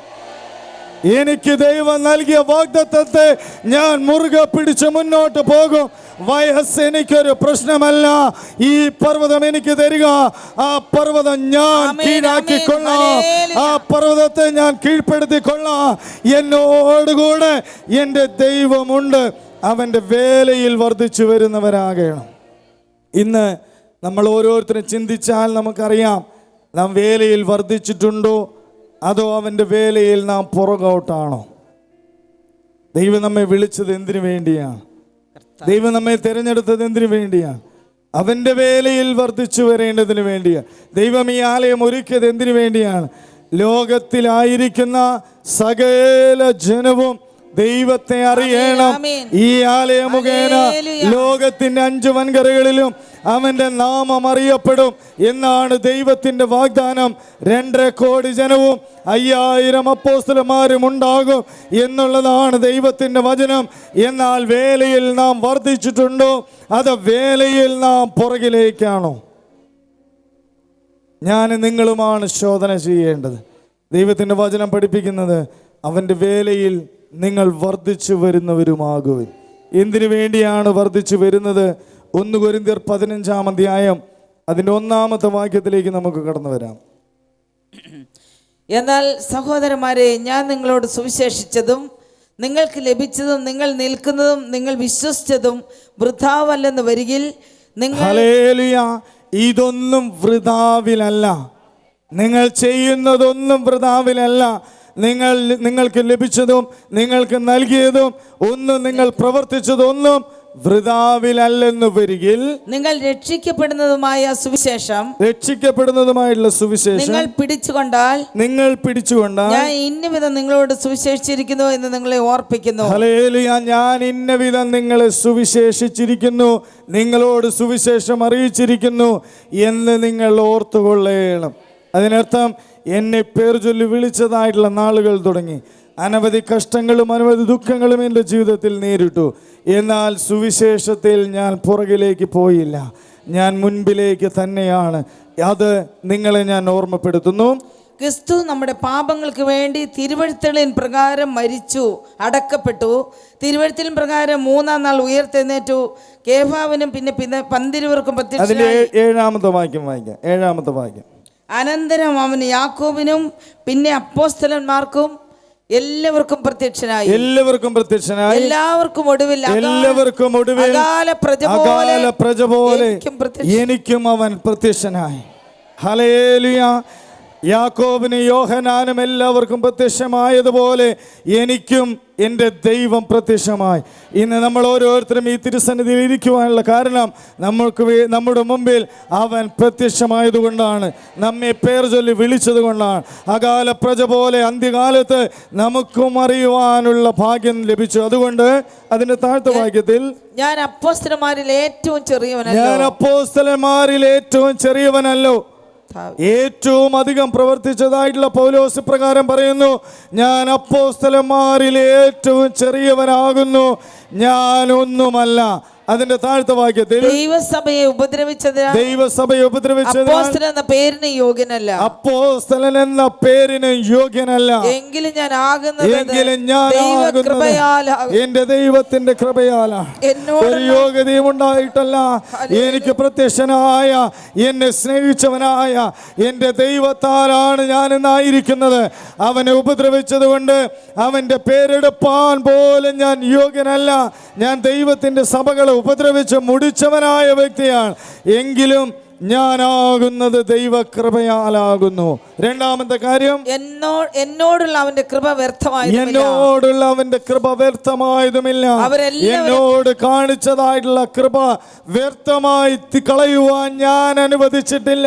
എന്നോട് കാണിച്ചതായിട്ടുള്ള കൃപയ്ക്കൊത്തവണ്ണം, എന്നെ വിളിച്ചതായിട്ടുള്ള വിളിക്കൊത്തവണ്ണം ഞാൻ കർത്താവിന് വേണ്ടി പ്രവർത്തിക്കുക മാത്രമാണ് ചെയ്തിട്ടുള്ളത്. എന്നോടുള്ള അവന്റെ കൃപ വ്യർത്ഥമായതുമില്ല. ഇന്ന് ദൈവം നമ്മോട് കാണിച്ചതായിട്ടുള്ള കൃപ പലപ്പോഴും വ്യർത്ഥമായി പോയി, വ്യർത്ഥമാക്കി നാം കളഞ്ഞു. എന്നാൽ പൗലോസ് പറയുന്നു, അവരെല്ലാവരെക്കാളും ഞാൻ അധ്വാനിച്ചു, എന്നാൽ ഞാനല്ല, എന്നോട് കൂടെയുള്ള ദൈവകൃപ. എല്ലാവരെക്കാൾ അധികമായി അധ്വാനിപ്പാൻ എന്നെ സഹായിച്ചത് ഞാനല്ല, എന്നോട് കൂടെയുള്ള എൻ്റെ ദൈവത്തിൻ്റെ കൃപയാണ്. അതായത് ഞാൻ പോയതും, ഞാൻ അധ്വാനിച്ചതും, ഞാൻ സുവിശേഷം അറിയിച്ചതും, ഞാൻ കഷ്ടങ്ങൾ അനുഭവിച്ചതും, അനവധി അടികൊണ്ടതും, അനവധി കപ്പൽ ഛേദത്തിലും കരയിലും കടലിലും അപകടങ്ങളിൽ പെട്ടതും പാമ്പ് കടിച്ചതുമെല്ലാം ഞാൻ ഇന്ന് നിൽക്കുവാനുള്ള കാരണം, ഈ കഷ്ടങ്ങളെല്ലാം സഹിച്ച് മുന്നോട്ട് പോകുവാനുള്ള കാരണം എൻ്റെ ദൈവത്തിൻ്റെ കൃപ എന്നോട് കൂടെ ഉള്ളത് കൊണ്ടാണ്. ആ കൃപയാണ് ഇപ്രകാരമായി തീരുവാനുള്ള കാരണം. അതുകൊണ്ട് അവൻ്റെ വേലയിൽ വർദ്ധിച്ചു വരേണം. എന്തിനു വേണ്ടിയാണ് വർദ്ധിക്കുന്നത്? അതിൻ്റെ 18-ാമത്തെ വാക്യത്തിൽ ഇപ്രകാരം വായിക്കുന്നു. 19-ാമത്തെ വാക്യം. നാം ഈ ആയുസ്സിൽ മാത്രം ക്രിസ്തുവിൽ പ്രത്യാശ വെച്ചിരിക്കുന്നു എങ്കിൽ സകല മനുഷ്യരിലും നാം അരിഷ്ടന്മാരാണ്. ഈ ആയുസ്സിൽ മാത്രം പ്രത്യാശ വെക്കേണ്ടതിനല്ല, നമ്മുടെ ആയുസ്, നമ്മുടെ ജീവിതം എല്ലാം സ്വർഗീയ രാജ്യത്തിലാണ്. ദൈവത്തിൻ്റെ വചനം പഠിപ്പിക്കുന്നു, നാം മണ്ണുകൊണ്ടുള്ളവൻ്റെ പ്രതിമ ധരിച്ചതുപോലെ സ്വർഗീയൻ്റെ പ്രതിമയും ധരിക്കും. ഹേ മരണമേ, നിന്റെ ജയമെവിടെ? ഹേ പാതാളമേ, നിന്റെ വിഷമുള്ളവിടെ? ഒരു വിഷമുള്ളിനും ഒരു പാതാളത്തിനും എന്നെ തോൽപ്പിക്കുവാൻ സാധ്യമല്ല. എൻ്റെ പൗരത്വം സ്വർഗത്തിലാകുന്നു. അവിടെ നിന്ന് കർത്താവ് യേശു രക്ഷിതാവായി വരും എന്ന് ഞാൻ കാത്തിരിക്കുന്നു. അവൻ വന്ന് നമ്മുടെ താഴ്ചയുള്ള ശരീരത്തെ തൻ്റെ മഹത്വമുള്ള ശരീരത്തോട് അനുരൂപമായി രൂപാന്തരപ്പെടുത്തും. ഇങ്ങനെ നാം എപ്പോഴും കർത്താവിനോടുകൂടെ ആയിരിക്കും. ഹല്ലേലൂയ. അതുകൊണ്ട് കർത്താവിൻ്റെ വേലയിൽ വർദ്ധിച്ചു വരുന്നവരായിരിക്കണം. വെളിപ്പാട് പുസ്തകം 22-ാം അധ്യായം അതിൻ്റെ 12-ാമത്തെ വാക്യം കൂടി വായിക്കാം. വെളിപ്പാട് പുസ്തകം 22-ാം അധ്യായം അതിൻ്റെ 12-ാമത്തെ. പ്രവചന പുസ്തകത്തിലെ വചനത്തിൽ നിന്ന് ആരെങ്കിലും വല്ലതും നീക്കിക്കളഞ്ഞാൽ ഈ പുസ്തകത്തിൽ എഴുതിയിരിക്കുന്ന ജീവവൃക്ഷത്തിലും വിശുദ്ധ നഗരത്തിലും അവനുള്ള അംശം ദൈവം നീക്കിക്കളയും.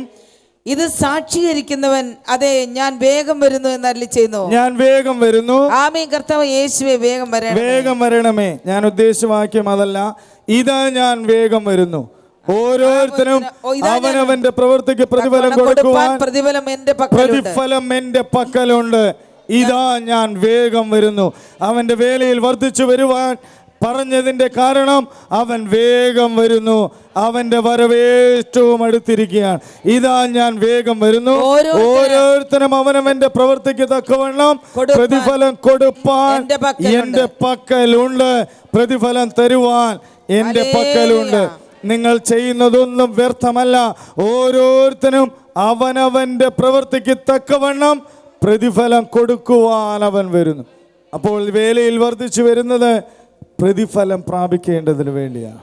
പാട്ടുകാരൻ്റെ പ്രകാരം പാടുന്നു, പ്രതിഫലം തന്നിടുവാൻ യേശുരാജൻ വന്നിടുവാൻ അധികമില്ലിനിയും നാളുകൾ നമ്മുടെ ആദികൾ തീർന്നിടുവാൻ അധികമില്ലിനിയും നാളുകൾ നമ്മുടെ ആദികൾ തീർന്നിടുവാൻ. പ്രതിഫലം തന്നിടുവാൻ യേശുരാജൻ വന്നിടുവാൻ അധികമില്ലിനിയും നാളുകൾ നമ്മുടെ ആദികൾ തീർന്നിടുവാൻ. ഒരു വലിയ പ്രതിഫലം നമുക്കുണ്ട്. ദൈവത്തിൻ്റെ ദാസനോട് ദൈവം സംസാരിച്ചതായിട്ടുള്ളൊരു വചനമുണ്ട്. ഒരു പ്രതിഫലം നിനക്കുണ്ടാകും നിശ്ചയം, നിന്റെ പ്രത്യാശയ്ക്ക് ഭംഗം വരികയില്ല. ഒരു പ്രതിഫലമുണ്ട് നിശ്ചയം, നിന്റെ പ്രത്യാശയ്ക്ക് ഒരിക്കലും ഭംഗം വരികയില്ല. ഭംഗം വരുവാൻ അനുവദിക്കുന്നവനല്ല. ഒരു പ്രതിഫലം നിനക്കുണ്ട്. ആ പ്രതിഫലം പ്രാപിക്കേണ്ടതിന് ആകയാൽ എൻ്റെ പ്രിയ സഹോദരന്മാരെ, നിങ്ങൾ ഉറപ്പുള്ളവരും കുലുങ്ങാത്തവരും നിങ്ങളുടെ പ്രയത്നം കർത്താവിൽ വ്യർത്ഥമല്ല എന്നറിഞ്ഞിരിക്കുക. കർത്താവിൻ്റെ വേലയിൽ എപ്പോഴും വർദ്ധിച്ചു വരുന്നവരുമാകുവൻ. പുറകിലേക്കല്ല നാം പോകേണ്ടത്, മുമ്പിലേക്ക് തന്നെയാണ്. സാക്ഷികളുടെ വലിയൊരു സമൂഹം നമുക്ക് ചുറ്റും നിൽക്കുന്നത് കൊണ്ട് സകല ഭാരവും മുറുകെ പറ്റുന്നതായിട്ടുള്ള പാപവും വിട്ടുകൊണ്ട് നമുക്ക് മുമ്പിൽ വെച്ചിരിക്കുന്ന ഓട്ടം നാം സ്ഥിരതയോടുകൂടി ഓടുക. വിശ്വാസത്തിന്റെ നായകനും പൂർത്തി വരുത്തുന്നതിനുമായിട്ടുള്ള യേശുവിനെ മാത്രം നോക്കുക. അവനെ നോക്കിയാൽ മുന്നോട്ട് പോകാം. അവനെ നോക്കിയാൽ മുന്നോട്ട് പോകാം. അവനെ നോക്കിയാൽ ജയം പ്രാപിക്കാം. അവനെ നോക്കിയാൽ നിത്യമായ സ്വർഗത്തിൽ പ്രതിഫലത്തോടുകൂടെ വാഴാം. അതിനായി സർവശക്തനായ ദൈവം നമ്മെ എല്ലാവരെയും സഹായിക്കുമാറാകട്ടെ. ഹല്ലേലൂയ. ഈ വാക്യം നിങ്ങളെപ്പോഴും നമ്മുടെ ഓരോരുത്തരും മനസ്സിൽ അത് കൊണ്ടു നടക്കണം. ആകയാൽ എൻ്റെ പ്രിയ സഹോദരന്മാരെ, നിങ്ങൾ ഉറപ്പുള്ളവരും കുലുങ്ങാത്തവരും നിങ്ങളുടെ പ്രയത്നം കർത്താവിൽ വ്യർത്ഥമല്ല എന്നറിഞ്ഞിരിക്കുക. കർത്താവിൻ്റെ വേലയിൽ വർദ്ധിച്ചു വരുന്നവരുമാകും. അവൻ്റെ വേലയിൽ വർദ്ധിക്കണം. ഈ പാലക്കാട് മാത്രം പോരാ, കേരളം മുഴുവനും, ഇന്ത്യ രാജ്യം മുഴുവനും, ലോകരാജ്യങ്ങൾ മുഴുവനും സർവശക്തനായ ദൈവത്തെ അറിയണം. അതുകൊണ്ടാണ് പൗലോസ് പറഞ്ഞത്, അവിടെയും ഇവിടെയും എവിടെയും അവൻ്റെ നാമത്തെ വിളിച്ചപേക്ഷിക്കുന്ന വിളിക്കപ്പെട്ടതായിട്ടുള്ള വിശുദ്ധന്മാരായ എല്ലാവർക്കും എഴുതുന്നു.